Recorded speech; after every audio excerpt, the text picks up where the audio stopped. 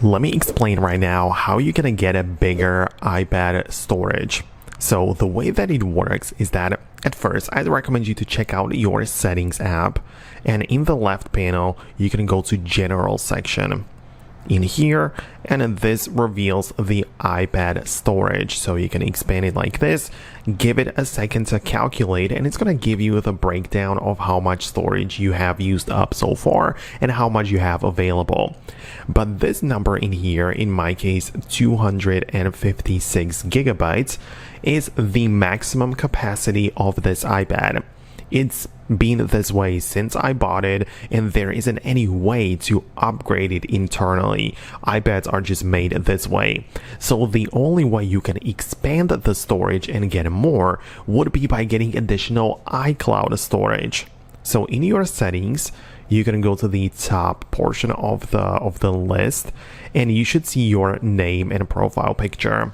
And when you expand it like this, you'll be able to see your Apple account and all of the things pertaining to it. And one of those is the iCloud. And right now we have another storage breakdown. For me, it is only 5 gigabytes as the maximum storage. That's the 5 gigabytes everybody gets for free to use for their iCloud service. But if you need more, you can see I can upgrade to get 50 gigabytes for $1 a month. Right? Or when I click on it, I can even get additional options like get 200 gigabytes for $3 a month and so on, right? So you need to find the right option for you, and you can definitely subscribe and get more cloud storage.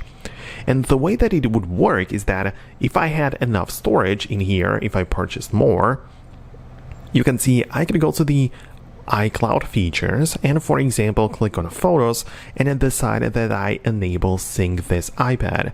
And if photos take up a lot of storage, I could upload them to the iCloud, to the more storage I purchased, and that way I could free up the local storage, the found in a general and iPad, right? The 256. So that's how you can technically get more space on the iPad, but only indirectly through the iCloud. So I hope it makes sense. This naturally applies not just to photos, but all of the other features as well, right? Like you could see in here that in the iCloud, we can upload things like messages, notes, passwords, your emails, and everything to the cloud, and that way free up the local storage. So I hope that I was able to explain it. Let me know what you think about this below. Subscribe for more, and I'll see you later in future uploads.